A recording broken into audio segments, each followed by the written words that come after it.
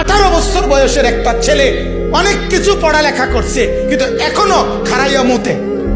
কিন্তু আমার 6 বছরের বাচ্চা, এই নুরানি মাদ্রাসায় আমরা চ্যালেঞ্জ করি, কওমি মাদ্রাসা, নুরানি মাদ্রাসা, হাফেজি মাদ্রাসা, 6 বছরের বাচ্চা আমাদের কোনোদিন দাঁড়াইয়া পেশাব করে না, দাঁড়াইয়া মুতে না।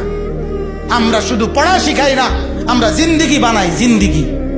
কওমি মাদ্রাসা শুধু শব্দ শিখায় না, কওমি মাদ্রাসা শুধু অক্ষর শিখায় না, কওমি মাদ্রাসা জীবন গড়ে দেয়, জীবন, আখলাক গড়ে দেয়, আখলাক, জিন্দিগি বানায় দেয়, জিন্দিগি।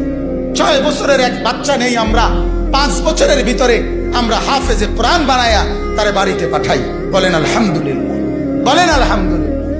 আল্লাহ তাআলা মুসা নবীকে বলছিল, মুসা নবীর মাকে, ও মুসার মা, তোমার কোলের বাচ্চাটা বাক্সত বইরা পানি ঢালায় দাও, নদীতে ফেলায় দাও। তুমি পারতা না, ফেরাউনের ভয়ে তুমি রাখতে পারতা না, ফেলে দাও, এরে বাক্সত ভরে ছেড়ে দাও, নদীতে ছেড়ে দাও। মনে করো পানিতে ভাসাইয়া দিলারি, কিন্তু আমি ওয়াদা দিলাম, ইন্না রাদ্দুহু ইলাইকে, মুসার মা, আমি ছেলেটা তোমার কাছে ফেরত দেব।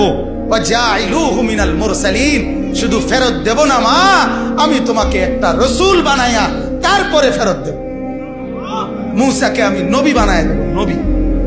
ঠিক আমরাও বলি আপনাদের কাছে, আমরা 6 বছরের একটা বাচ্চা আপনাদের কাছে চাই, এই বাচ্চাটা আপনি আমাদের মাদ্রাসায় দেন, আমরা একটা হাফেজে কোরআন বানায়া আপনার বাড়িতে পাঠাবো ইনশাআল্লাহ, ইনশাআল্লাহ।